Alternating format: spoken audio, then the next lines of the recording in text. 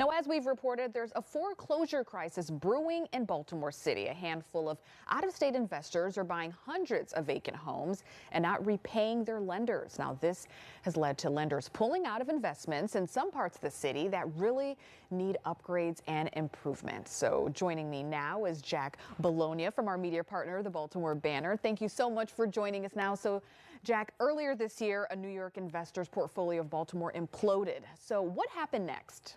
Yeah, so we were talking about 700 homes, most of which are now in foreclosure, two companies associated with them in bankruptcy. And what that immediately kind of did is when these properties started hitting the foreclosure auction and people weren't buying them, lenders across the country said, we're going to pause lending in Baltimore. And these are private lenders, not banks. And they essentially said, we don't know what's happening in Baltimore right now. These valuations are strange, homes that were bought $200,000, $300,000 are then hitting the auction block and no one wants to buy them. And so that, as you mentioned, is really tough then for folks who are actually trying to fix up homes, get them back return them from vacant status to, with the tenant and occupied and rehabilitated. Yeah, definitely a lack of trust there. So one of the major lenders of these loans is Rock Capital. So can you explain its impact on the housing crisis here in Baltimore?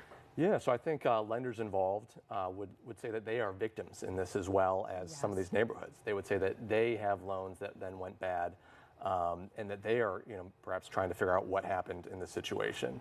But Rock Capital and a lot of these other lenders that made loans in Baltimore to support these New York investors, they are part of this larger community of private investors that have, or private lenders, that have really been pumping millions and millions of dollars in loans into Baltimore lately.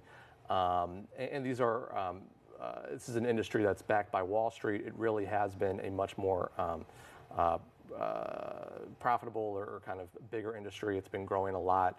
Again, these are kind of areas that banks sometimes don't want to make loans. And so private lenders, again, backed now by Wall Street primarily, are stepping in. Yeah, and doesn't help the image that people already have of that.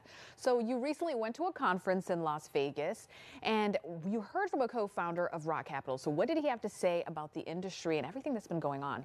Yeah, so what he had said was that really the people to blame are appraisers. Appraisers are the people that set the value, that are supposed to be kind of a neutral third party that say truly what a house is worth.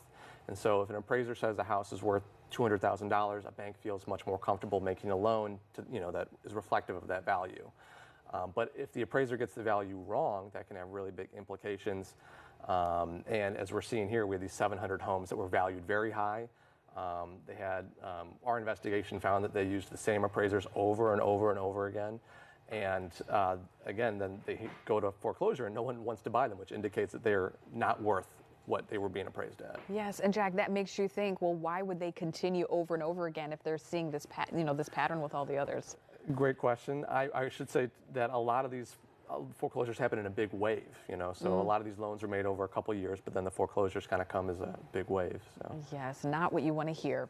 Well, thank you so much for joining us, Jack. And to learn more about this story and other independent reporting from our media partner, the Baltimore Banner, head to thebanner.com.